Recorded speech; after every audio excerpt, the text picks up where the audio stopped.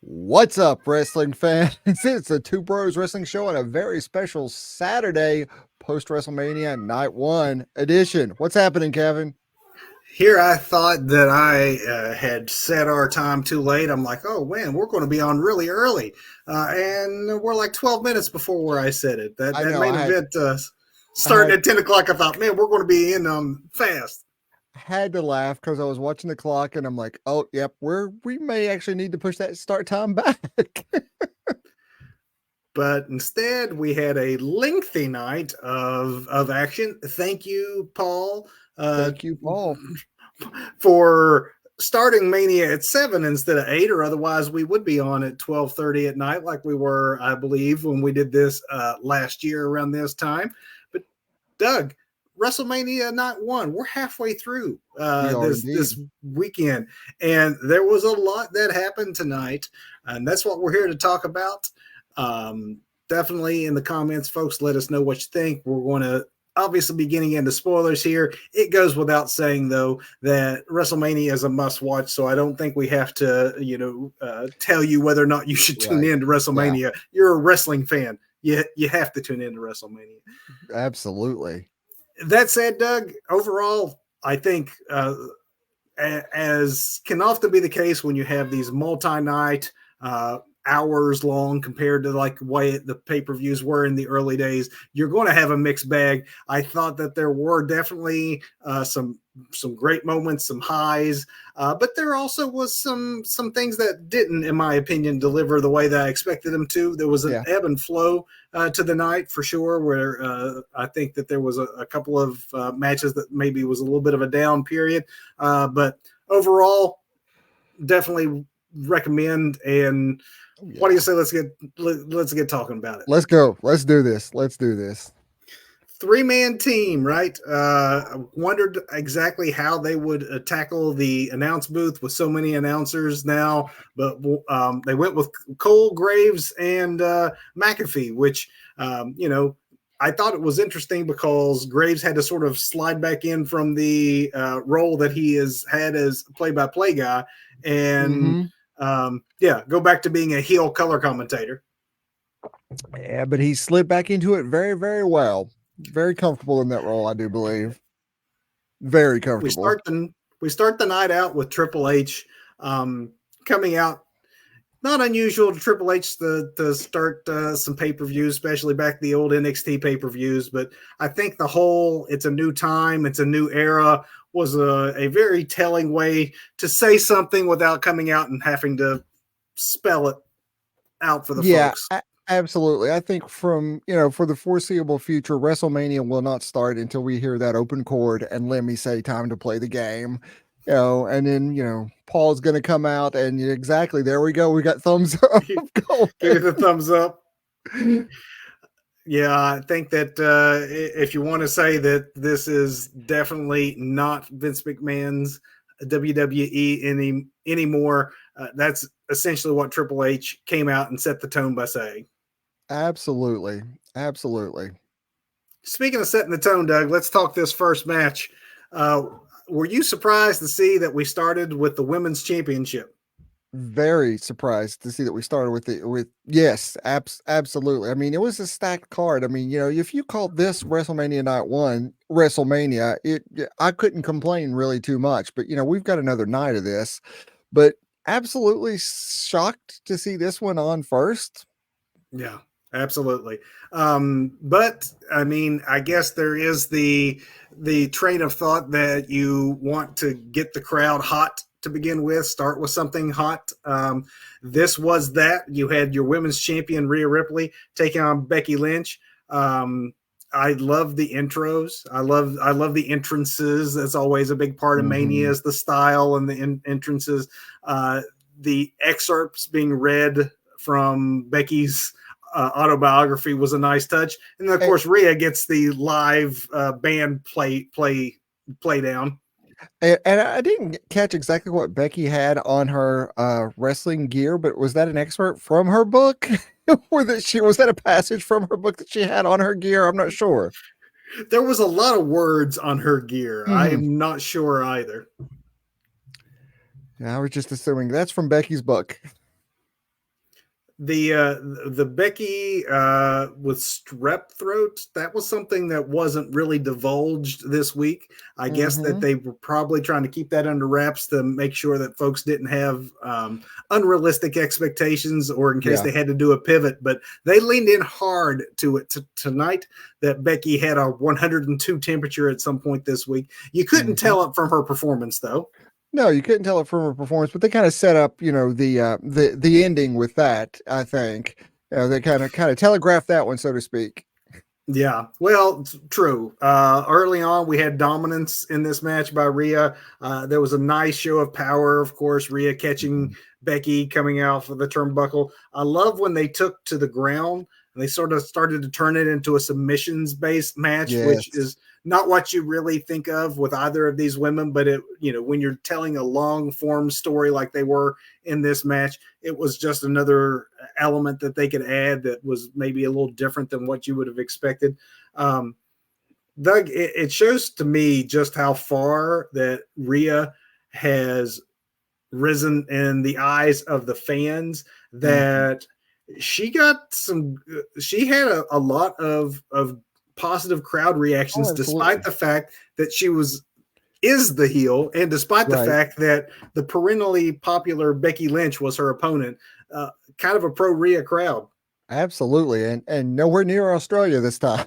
So, It's right, that wasn't a hometown pop. right. um, I don't know what you thought, but one of my favorite spots of this whole contest was the counter to the disarmor, with both Yes. ladies tumbling over the top rope, but Becky remaining on Rhea's Hmm. shoulders for that electric chair. Yes, that was a beautiful, beautiful spot. And Becky like putting her hands over Rhea's eyes like like it was going to like reminding me of like an old school like heel move. Like I can't do anything else. I'm just gonna like blind you. As far as the way this one ended, I thought I liked the ending of it too. I think that you and I both called this one, though. The way it was going to go was Rhea Ripley's way, which after more than a year, she still has so much more to do. Yeah. She can be one of the all time greats. Becky loses nothing by losing this, and as you said, the fact that she legitimately had a battle with strep throat this week kind of gives her a bit of an out for Absolutely. losing this one. And it was very much played up too, to for two reasons. Saying, first of all, to put her over. Look, she's gone through this, but she's here tonight. But also to, give her an out because, well, look what she's went through this week, and she wasn't up to snuff this week. And And she mommy, still was like went toe to toe. yes, exactly. Yeah, it just makes her look just she loses nothing. She looks tough in the loss. Yep. Strong opener to get the WrestleMania night one Mhm. started. Very strong. Very strong. Next match, Doug, was one that we knew was going to be car crash, and car crash it was. Dude. You have your Anytime. 16, 12 person tag team title ladder match. So I think we shot a few texts back and forth right as this one was starting because I don't think either one of us had heard these stipulations that both of these belts, both of these sets of belts, I should say, needed to come down before things were over. And immediately, as soon as I heard that, I'm texting, going, "Dude, they're splitting. This is how they split these. They're no longer they unified." The reason we didn't talk about it beforehand is because they didn't talk about it beforehand. Right. I never saw anywhere where that was the Mm-mm. rules of this contest until they started the match. But as soon as they made that distinction very clear, you knew Mm-hmm. that you weren't going to have one team walking away with everything. Yep. And well, that's the way that night went. But this car crash, anytime you have a ladders match anyway, there's going to be it's going to be a spot fest. Then you put teams of men or women, men in this case though, bodies flying, and my Of goodness. course, based on history, don't you at least have to have one of these spot fest matches at WrestleMania? Don't you think at this point that there is at least some sort of ladder match or stipulation multi person match that is this match for the weekend? Absolutely. And we were in Philly, so we had to get the tables at some point too. And a lot And of the tables we fan got. the fans pop for the tables. I want to go back to the beginning though. The first, well, I guess I should say we haven't said who all was in this match. Oh So for yeah. those keeping score at home, we have your champions, the Judgment Day against DIY, New Day, New Catch Republic, the Awesome Truth, and then Theory and Grayson Waller. So DIY first guys out. Obviously, sentimental favorites. We had hoped, Absolutely. but my goodness, the normal entrance these guys do, they come out onto the giant stage in front of 80,000 people and they legitimately just turn to each other and hug one another. That might have been one of my favorite parts of this whole Yes. thing. That whole, we've been in the armories and the high schools and we've been Uh-huh. around this company for a while and we're on this stage finally making a Mania. uh, Yep. love that. Um, Doug, for the fans that love the Easter eggs out there, Xavier Woods and New Day come out, and Xavier Woods is pretty much wearing his old TNA attire. Yeah, but to go even deeper, it is his own TNA attire when he was what Austin, Apollo Austin Creed Austin Creed. Okay, there we go, Austin Creed. Of course, now we're playing in off of yeah, playing off of Apollo Creed. We are in Philadelphia, Philadelphia. so it's just layers upon layers. As soon as I saw that outfit, I thought that is obviously the Yes. New Day are detail oriented geeks and knew exactly what he was doing. Hmm. It worked on so many levels. Mania is one of those. I mean, we do a lot of these PLE reviews, but Mania is a little different when it comes to looking behind everyone's gear or entrances or things. Mania brings out that extra gear in everyone where you do look for those kind of Easter eggs. And sometimes some of the greatest things that happen and most memorable things that happen in the on the night are not actually the action that takes place in the ring. Um, I love the hot tag that R-Truth got in the middle of a match that didn't have tags. And let me tell you, Damian Priest's reactions to our truth are always just so spot on. Hilarious, man. We've said it before. Truth is a national treasure, an Indeed, he ageless is. national treasure. Absolutely. What is he like 75 now or something like that? Well, I mean, yes, the thumbs up. He is. Exactly. He can't be that old. He grew up watching John Cena as a child, so the first kind of ladder spot, memorable spot I think in this match was the big strong boy with the airplane spin, unlike any you've ever seen before, which was quite the visual. Kind of quickly into this though, in my mind, you had Waller and Grayson win the SmackDown championships.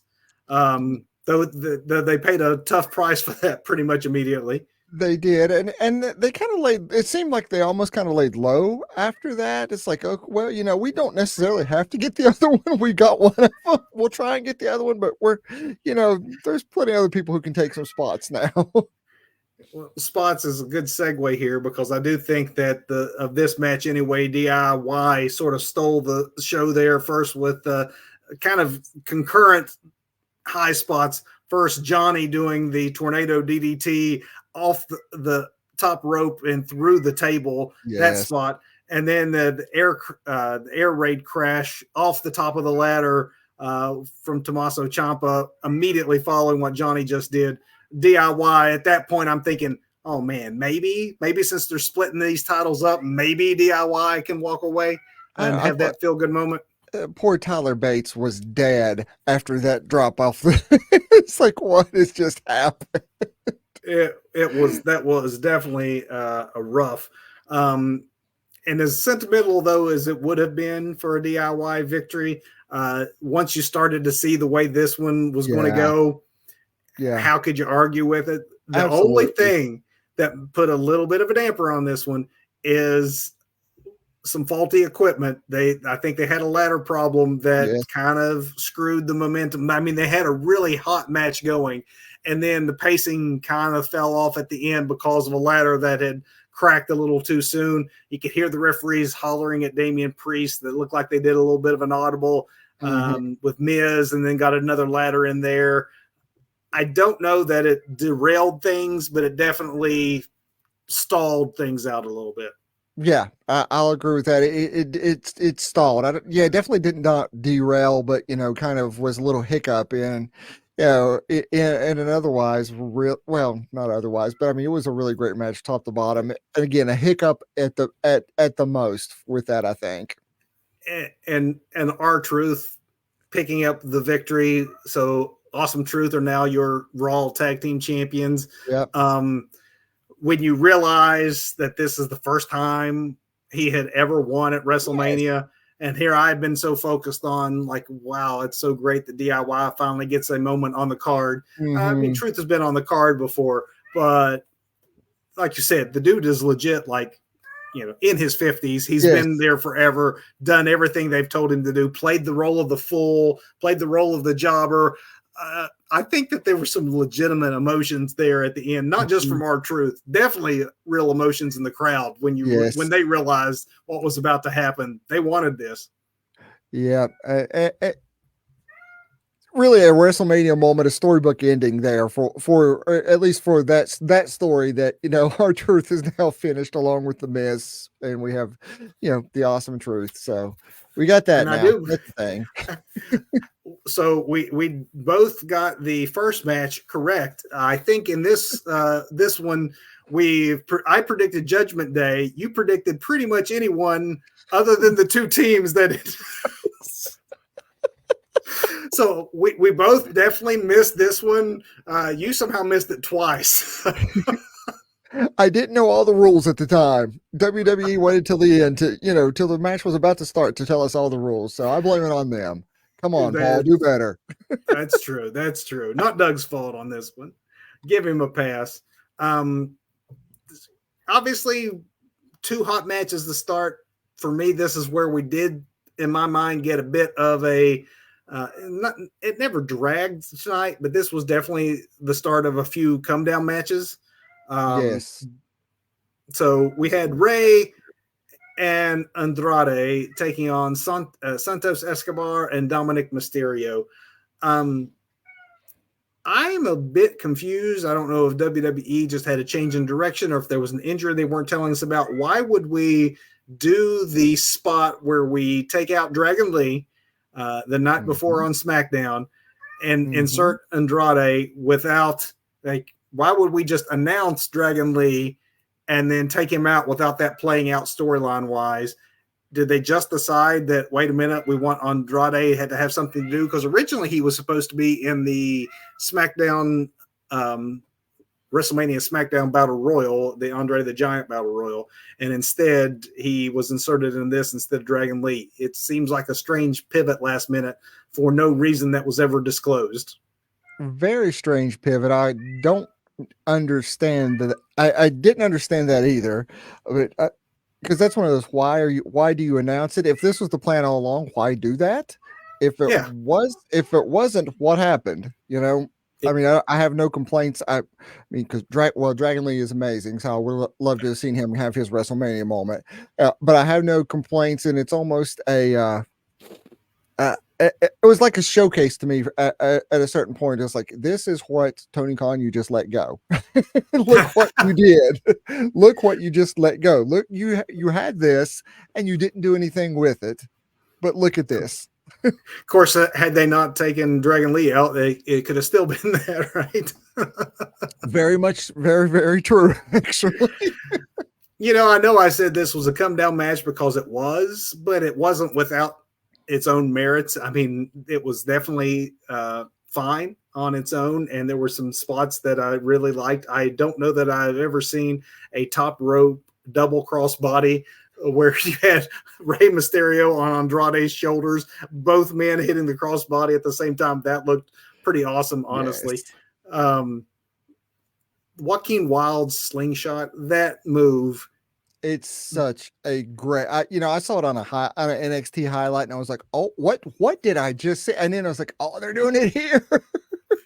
Yeah, because a lot of people probably didn't see that, but it does look. And again, there we go. We can give him two actually. It looks like the dude shot out of a cannon when he It does that. does. It looks so good. It's such a great visual. Definitely a WrestleMania moment there for that too.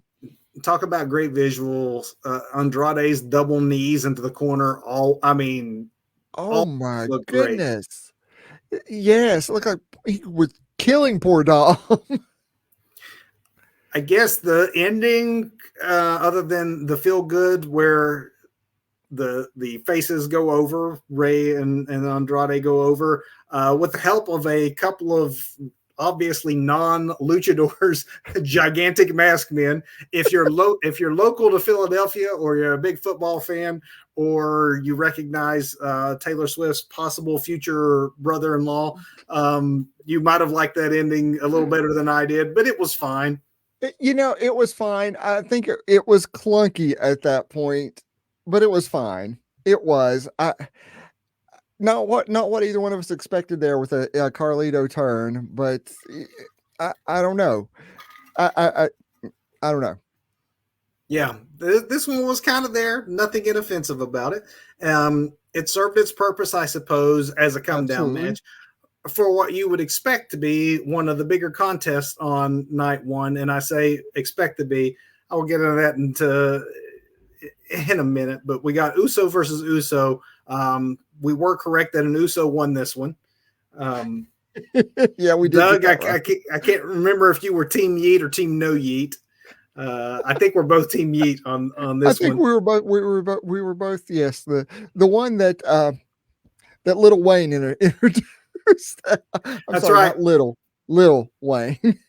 Lil Wayne was part of Jay's entrance. Honestly, I the best part of this whole presentation to me was that promo package. That promo package was Dude. everything. Showing them fighting as children and the pictures Mhm. up through proms and football teams, and just it was amazing promo work there at the The whole beginning. thing when they're back to back, running through who they are, and they're running through their actual names, and then I'm Jimmy and I'm Jay, and it starts out with I am my brother's keeper, and then switching it at the end, I am not. Not my brother. Yeah. Yeah. All that was fantastic. And I thought, at first the even start where they each were no one man was getting the advantage. They're twins. They're going to know. I mean, all Yes, that played real well for me. Then it turned into a bit of a super kick party.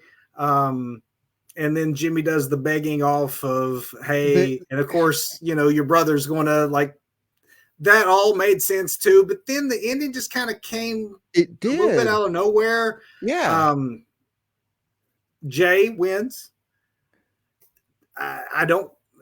I hate to disparage a match that I was really looking forward to, but I have to admit that for a story that has been told as long as it has, maybe it's past the expiration date for these two to have done this.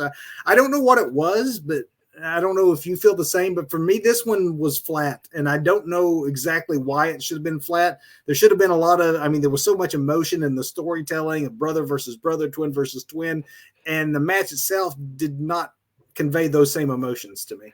yeah, it really took a an odd turn for me anyway when Jimmy starts begging him off and doing the "I'm sorry" thing, and I'm like, okay, this is your typical heel. Now Jay will do the typical babyface thing because he was like super aggressive babyface there with like kick after kick after kick, and then Jimmy starts begging him off, going, doing the I'm sorry," and I'm like, no, it's like this goes one of two ways right now, right?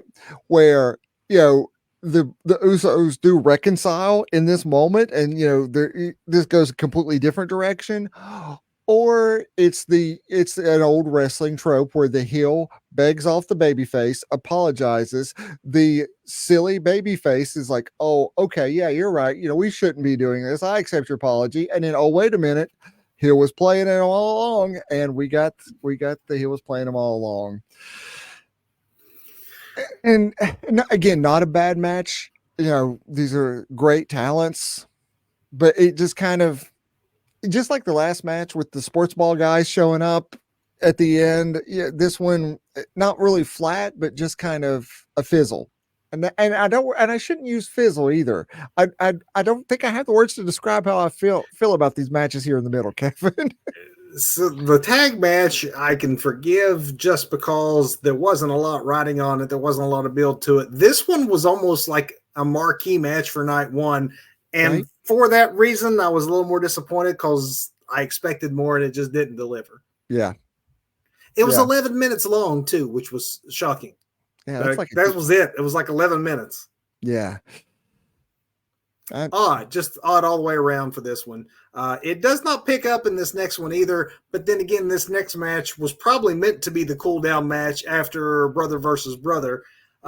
This one was also unoffensive. It was short. It was simple. We had Damage Control versus Jade, Bianca, and Naomi. And may I just say, Jade, Bianca, and Naomi look fantastic together as a 6-woman tag team. They do, although the geek in me has to complain about something because Jade, what detail did they get wrong? Obviously, Jade is Storm. Bianca, the ruby visor, one thing, it's straight up the Cyclops visor. I don't know who in the hell in the X-Men Naomi was supposed to be. I do not know. I don't understand. I don't the know one that any wears the sombrero. Exactly. I don't know which X-Men. I am a very much an old school X-Men fan. I don't know who she was supposed to be. I didn't get it. And it bugged me. That immediately took me out of the match. And I don't know why. That's hilarious. I spent the first 5 minutes going, who is she? Is she a Phoenix, but not really? Because Jean Grey didn't have a big giant hat. I did not understand it. The match was short, though. The match was it was what it needed to be. Simple, effective, and what it needed to be. The crowd reacted as you would hope they would react to Jade getting the hot tag. They teased Jade coming in, and when she did finally come in, the fans reacted the way that you would hope that they would react. I did think it was interesting to hear Corey Graves talk about, for many in the WWE universe, this may be your first time seeing Jade Cargill in a match, because they are probably making a correct assumption that there's a good portion of their audience that does not also watch AEW, which, AEW's ratings probably would dictate that is true, the difference between the two companies' ratings. Yeah, absolutely. They didn't give her a lot to do, but what little they did give her to do, she did very well tonight, I thought. Yes, I think she did. I don't want to say she looked awkward, maybe nervous, for being well, clearly coming from AEW. No knocks against Tony and the company. I love all wrestling, but clearly it's never been in front of that many people before live. No, and she acquitted herself well. She didn't seem, like you said, maybe it wasn't the smoothest, but she's definitely looked more awkward in the ring too. So good step forward in her development, I think. And I love the way she finishes a match with that pin. Just looks and the so lick of good. Yes, it looks so especially good. Captured from the overhead camera angle that they got was fantastic too. Yes. Which we maybe should also go ahead at this point and call out the production crew, because I thought the look and feel of the event was big time, and the production tonight was top notch. Just made everything kick up a level, in my opinion. Yes, absolutely. Absolutely. Maybe that's a good segue. Kicking it up a level, because that's what this next match did. It certainly did. Intercontinental Championship. Gunther and his historic title reign, the longest Intercontinental Champion of all time, taking on the great Sami Zayn. You get right from the beginning the story. From the back, there was Sami and his child and his wife, and walking the long aisle the whole way, running into Kevin Owens, who had intentionally positioned himself at Gorilla in order to give his best friend that last minute hug. The Chad Gable talking up, like everything before the match They told the Rocky story pretty much right there, right? They told the Rocky story. They told it so well. Although, and no, this didn't take me out. But when I'm watching Sammy, his wife, and his son's like looking off camera and everything, it's just the little subtle things, you know. I'm like, this kid's gonna like, you know, pull back the curtain at any minute, you know. But he played his role. He did. He did. He played his role right. He got it. Started off with, just it started very fast, very physical, and then Gunther slows the pace down when he takes charge, and then turns it into a methodical chop fest, power slams, just the brutal Gunther style, which I absolutely love. Yes. Yes. Can't say enough about it. Yes. Just starts to deconstruct Sammy. Yes. Love that. There was a nice haluva kick false finish at one point where I'm like, oh, maybe. But then what I think was the spot of the night taking place in the actual finish, that brainbuster spot off the top rope onto the turnbuckle, I thought he killed Gunther. I did too. I was like, what did I just see? It's like, oh my God, he has killed Gunther. I thought at first they weren't going to show it. I thought something had gone terribly wrong, and so did Gunther I. had broke his neck or something. It looked awful. Now on replay, you saw that they protected it a little bit. It wasn't that bad. But watching live the first time, I truly thought something bad had just occurred. I thought the same thing because yes, but then the big haluva kick, the pin. Sami Zayn is your new Intercontinental Champion. I called it. Yep, you called it. Me and Sammy's wife there ringside, we believed. Sammy's wife, the whole MVP of that entire match, where she's talking trash to Gunther. I love that. And then loved it. And then at the end, the tears that she was shedding were not storyline tears. Those are real tears being shared between Sammy. I mean, that was an emotional finish to that match. There was a lot of these emotional finishes tonight. We'd mentioned the one with R-Truth earlier. This one definitely had that too. Absolutely cannot say enough about this contest. Absolutely. I concur wholeheartedly, my friend. With that, Doug, it was barely 10 o'clock, and I'm thinking, oh, man, we are already to our main event. Right? That went fast. And then there were the entrances. Doug, I do believe that Seth also has the same outfit. Don't you have that outfit? I do. Mine is not as big and fluffy on the side as his, but yeah, we do have the same tailor. So that's twice. You know, that big black puffy suit that, you know, when he initially accepted the challenge for this match, and then now this suit. So I'm gonna have to have a talk with our tailor. Yeah, we've got to get more individualized than that. That's just embarrassing. I was almost going to wear that tonight too. So glad I didn't. Let's see if Seth can one up that tomorrow night. That was that was about the apex of his ridiculous gear, and he's got some ridiculous gear. He does, but it's great. He always dresses like some sort of like wacky anime villain, and I am so here for it. Love it. And then I also love The Rock's dramatic entrance. Then the overhead shot where you see the flame surrounding him with the Brahma Bull. Yeah. Again, we love all of wrestling, but the WWE budget and what they're able to pull off is second to none when it comes to the big stage, like what we have at a WrestleMania. Everyone was bringing their A games with their gear and their entrances tonight. I thought that one was great. Maybe not so great, at least as it might portend for tomorrow night before we get into the introductions, is what was obviously a very mixed reaction for Cody Rhodes. Not nearly as many Cody crybabies in the crowd tonight as I expected.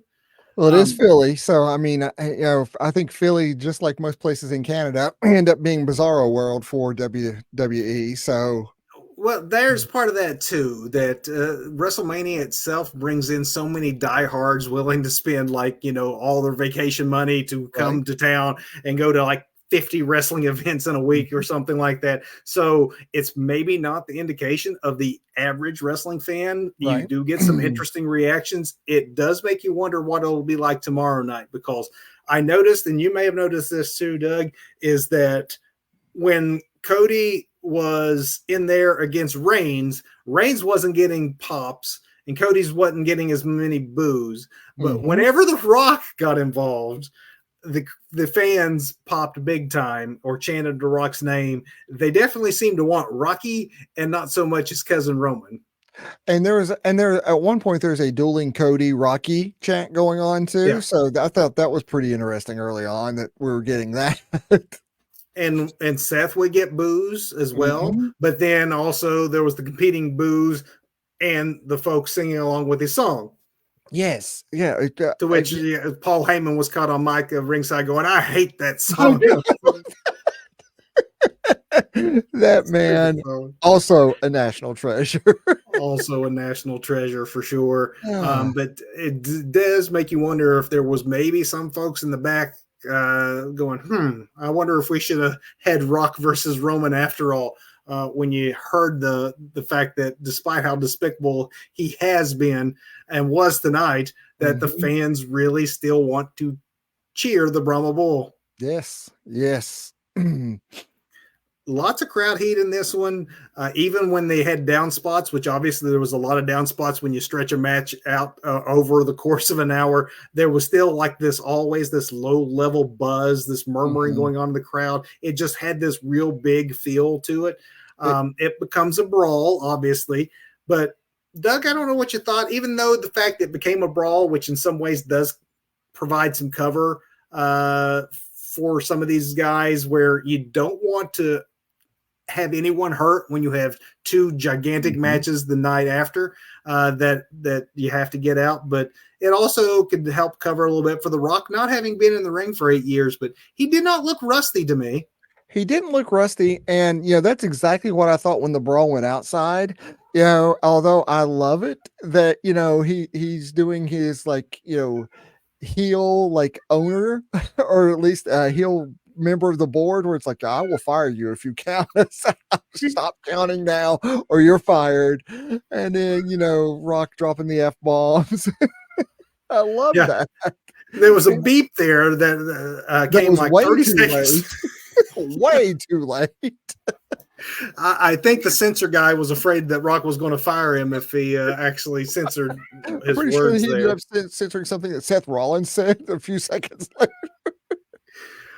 Seth's knee became a part of this Mhm. storyline. There was a very prolonged beatdown in the middle of this match with Rock and Roman double teaming Seth. I think that was probably orchestrated that way, believing that once Cody did get that hot tag, that the roof would blow off the place. Had there been a roof, Yeah. it didn't really happen that way because again, it was almost 50-50. In fact, the more that Cody played to the crowd, the more it seemed that the crowd would boo Cody. Um, Mhm. I did like this. That was a really nice counter by Seth on that first Superman punch attempt that he turned into a neck breaker. Uh, Cody was off though a couple times with that Cody cutter. Mhm. Um, Not to the point that it messed anything up. Right. It still looked like he got enough of it to, but I thought it was interesting that it was twice that he didn't quite get the full extension or his arm fully wrapped around the neck of Roman Reigns. Roman sold it still, but I did like the false finish though. That was the slightly messed up Cody Mhm. Cutter with the Seth Rollins splash, and I Yes. thought, oh, the good guys are actually going to win this one because that really felt like it could have been a finish, Yeah. but it was not the finish. No, sir, it Uh, was not. and I'm so glad that they didn't because I think that the match really hit its next gear, really got going when Roman uh, accidentally speared The Rock when Seth saved Cody. And So, that's when the the old crowd like really came to life. the old Mark in me saw it seconds before it happened, and I'm sure you did too, because one camera angle totally gave away what was about to happen when you see Roman setting up in one corner, Rock in another corner, and Cody in between them, and you're like, oh. he's going to spear The Rock. It's Yeah. just a split second, but if you're an old school Mark, you saw it coming, right? Did you? Yeah. Right? Oh yeah. Yeah. Yeah. Yeah. But it still was fantastic. Absolutely. And the Just because and the crowd, it brought the crowd back to life, which it's been a long night. and the way Roman sold it, what did I just do? And at some point down the line, Mm-hmm. that clip is going to get shown again Yep. when it serves the storyline of Rock versus Roman, when that dissolution starts to happen. That Absolutely. seed has already been planted in there. But from that moment on, I thought that the rest of the match was just high gear the whole way. You had it looked like a car crash had taken place there at ringside with, the tables were destroyed. The barricade was destroyed. There was bodies lying everywhere. A people's elbow for Mama Rhodes there at the end Yes. brings it to a close. We both called this one right because you have to have sorry, my cat just attacked me. Apparently, there's one Cody crybaby who's still upset about tonight. He gets very violent when I watch wrestling with him, so he's wound up after tonight's action. Oh, but yes, definitely the ow. So Okay, Paul. much like what's going on with Kevin right now, I think the ending was very violent, to the point where it was almost not really clumsy, but like very realistic looking. Where like Cody is doing crossroad after crossroad after crossroads, and Roman is like struggling, but then you realize he is just there's perfect. God, what they call ring awareness is like the announcers would call it, where he backs Cody up right into the Rock to, it just worked out so well. Do you think that finish was a little cleaner than you expected? Because I kind of was expecting that, when basically tonight was bloodline rules. It wasn't supposed to be, but when you have the boss Mhm. basically saying, Yeah. hey, I can do what I want, it's a no rules match. Yep. And yet the finish came with Mama Rhodes getting called out there and straight up people's elbow. I mean, it wasn't like a Mhm. chair to the nether regions or Yeah, something right. nefarious. I'm like, oh, Cody just kind of went down there. Mhm. And then the look on his face, and of course the announcers maybe overselling the fact, like, well, he's screwed now. There's no way in the world he could ever win this one. Maybe don't go so hard on that, because this is the corner we wanted to paint Cody in, so that the Mhm. eventual comeback is all that sweeter tomorrow. But And boy, it'd be a swerve if they don't do that. it would definitely be a swerve. My goodness, I still think Philly would burn down if that happened, because there may not be enough Cody crybabies in the arena, but I think overall, that the WWE universe will riot if Cody does not win tomorrow night.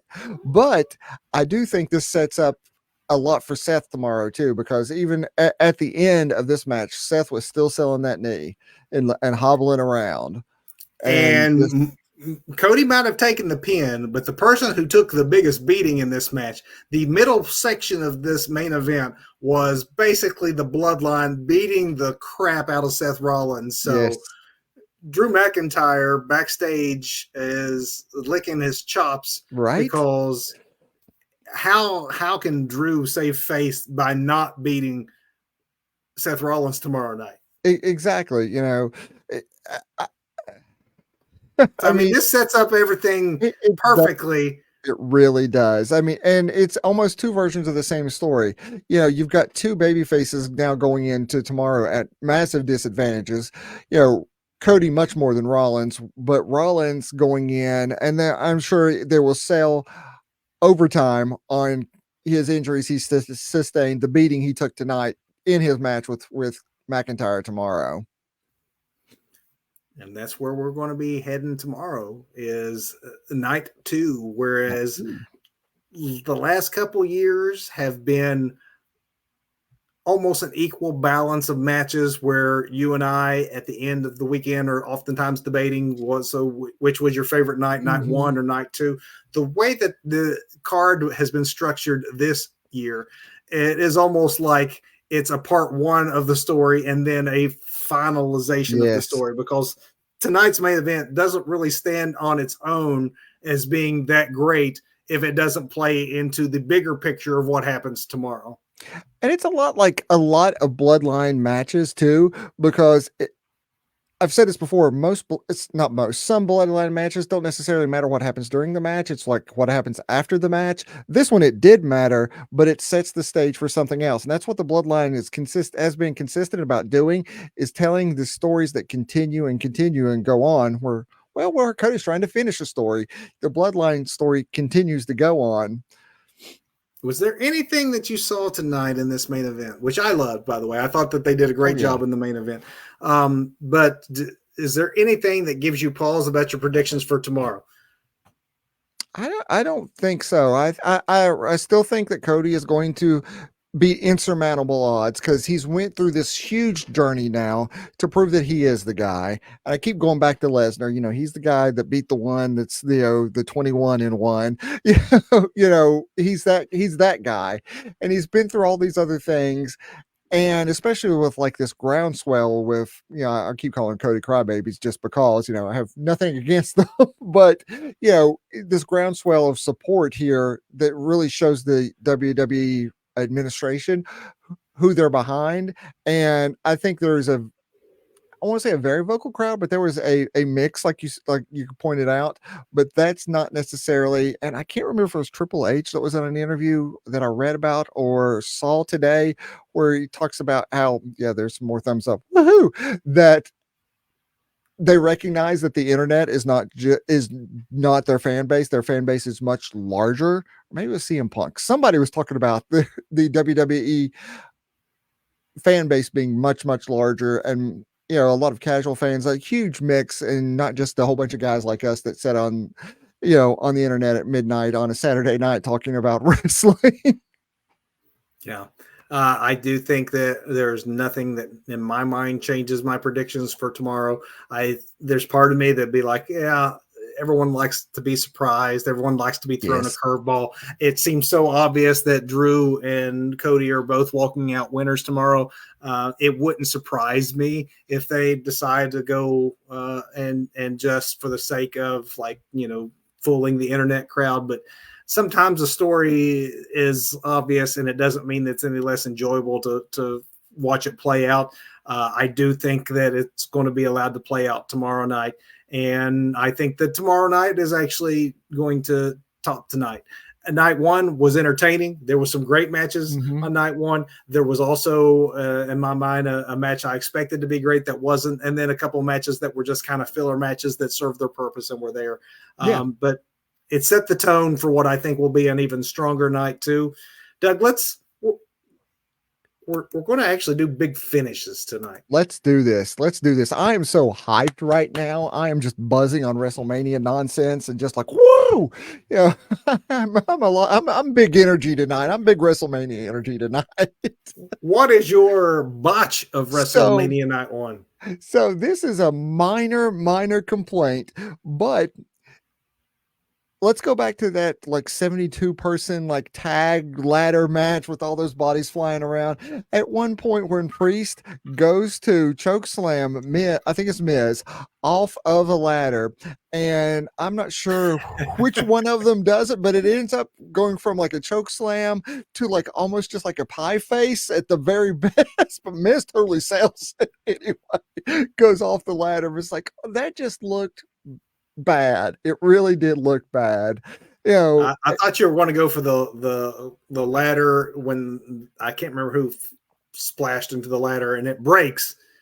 And it's obvious that it is a wooden ladder that is painted to look like a metal ladder. Yes. That was the Australian guy. Oh yeah, Grayson Waller. Grayson Waller goes into it, yeah. No, but just that goofy. It just looked bad, and what was otherwise, just car wrecks here and there, and in the best wrestling kind of way. Those car wrecks with what you're going to get in a ladder match, or a ladder match that turns into a table ladder match at one point because Philly, but yeah, So minor complaint. again, it's WrestleMania, so you hate to complain too much. But my botch of the night also takes place in this ladder match, and it was more than anything, it was the lack of explanation of the rules in advance. I did not like the fact that each title was Right. on the line separately. I would have been fine with it had you been telling me that from the beginning. But when you only announce it at the beginning of the match, it one gives away what you're about to do and Uh-huh. takes away the strategy element you could have really played into this. You got 6 teams, you got 12 men, you got 4 championship titles up. That you could have really played up the fact that can you can winner take all? Can Right. Judgment Day maintain some things? Like there was so much you could have gone with. Makes me almost think that they didn't know what they wanted to do with this until making this decision at the 11th hour, and it just kind of took some momentum, especially out of that like first one when you realize like, Mhm. oh, okay, that's not the finish, nor is it halfway to the finish. Now they got to get the other two to win them all. It's just like, okay, Mhm. they're the SmackDown champs, and now let's watch the rest of it play out. Made it a little Yeah. clunky for me. Yeah. I can totally see that. I actually got kind of excited about that. It was like, they're splitting them. They're going to do something with the tag team division. They're legitimizing the tag team division again. Yeah, But I like that too. like you say, as soon as we heard those rules, we were texting each other going, they're splitting them. They're They're splitting splitting. them We up. know. Yeah. Here it comes. Doug, your performer or performance of the night. I haven't looked up her name. I wanted to look up her name, but I'm just going with Sammy's wife. I loved those interactions, just from the backstage, cheering him on, trash talking Gunther. Loved that. She was just great. This is a girl who knew her role, has been submersed in this world forever. I thought, Montreal, was it Montreal last year where but last February where Sammy, came close, but bloodline, so didn't get his spot there. But she was great then. She was even better tonight, I thought.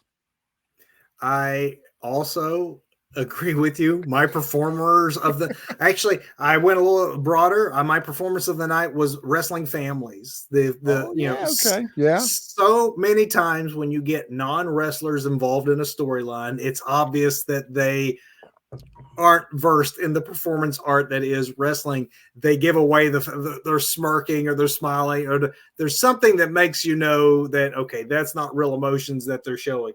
Every family involved tonight are so steeped in the business that Sammy's wife is crying. She's, trash talking. Cody's mom is Oh cussing yeah. right back Uh-huh. uh, at The Rock. Rock's mother is out there. I thought for a second she was going to trip. It just looked like she Yes. was legitimately like wanting to get involved. Uh, Uh-huh. I thought every family tonight added to the emotion of the contest that they were involved in because every family that was involved tonight are wrestling families that Yeah. know the business and know what they're not to borrow a phrase, but know the roles and played them well tonight. Absolutely. I have no disagreement with that whatsoever. Doug, your match of WrestleMania Night One. Well, let me just stick on Sammy and Gunther, and that whole thing was, I thought it would be good. I didn't think it would be that good. I think the story elements really added to it. And Yeah, then just the performances of just the way that Gunther runs a ring, and, as the ring general, and the way Sammy did the perfect babyface comeback to, even when he's flailing around in any other context, to be like, what is this guy doing flailing around in the middle of the ring? No, he's hulking up. He's bringing himself back into it. He is firing up. You're like, yeah, he is, and he's gonna win this, and he did. Loved it. for my match of the night, before I guess into my match of WrestleMania night one, I will give an honorable mention and a shout out to say, like, if you didn't wake up early enough and start your day early enough to watch NXT Stand and Deliver, the match of that show was not the match you thought it would be. There were several matches that were great on that show that were expected to be great, but no one expected the triple threat to be one of the best triple threats you will ever see for the North American Championship. So definitely check out Oba Fleming versus Josh Briggs versus Dijak. Those three men absolutely killed it this afternoon. So don't sleep on that. Go watch that match. But the match of tonight, at first, I thought the bar was set with that Rhea Becky match was so good, and then there was some underperformers. I thought that might end up being the match of the night, and then comes Gunther and Sammy for the reasons you said. We knew they would have a good match, but I think everything wrapped around that match made a complete package, because you got the journey from the moment of doubt, from the pep talks, from the family, from the long walk down the aisle to the friend. You're walking through all of Sammy's demons before the match happens, and then the match is fantastic. And then you get the post-match kissing and crying and just legit emotions. The whole presentation there made it the highlight of the night for me as well. You know, I'm just now realizing it really was like the Joseph Campbell hero's journey for Sammy. You know, there's that call to action, the self doubt, you know, the transformation. Yeah, it was it's just, Rocky. it was beautifully told. The Really match of the was. night. Yes. We'll do the same tomorrow night. We will do our botch, our performer, and match of the night for night two. And then, Doug, I say we take the two matches that were our two favorites and pick what's the best match of all of WrestleMania weekend. Did it happen? Will something beat Gunther versus Sammy? It will have a high bar to hurdle if it does. But I'm excited to see if they can do it. I am too. It's WrestleMania. It's WrestleMania weekend. You know, and WrestleMania goes for like almost 2 weeks, really, because I think it starts with that Raw before WrestleMania, runs through it. Yeah, SmackDown on Friday, WrestleMania in the weekend, and then the capstone is Raw after WrestleMania, where it's the reset. The okay, here we go. Here's our next season. And So Triple H is leaning heavy this year into this whole being a reset for WWE, a new time, a new era. I do expect Raw to be fantastic. I expect WrestleMania Night 2 to be fantastic. And we will be back. Add us onto your wrestling calendar.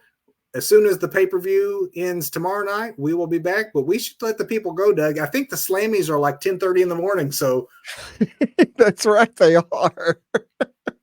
get some rest, folks. Let's enjoy the rest of this special time, and we'll see you at the end of night 2 here on the Two Bros Wrestling Show. Get ready to watch some more wrestling tomorrow night.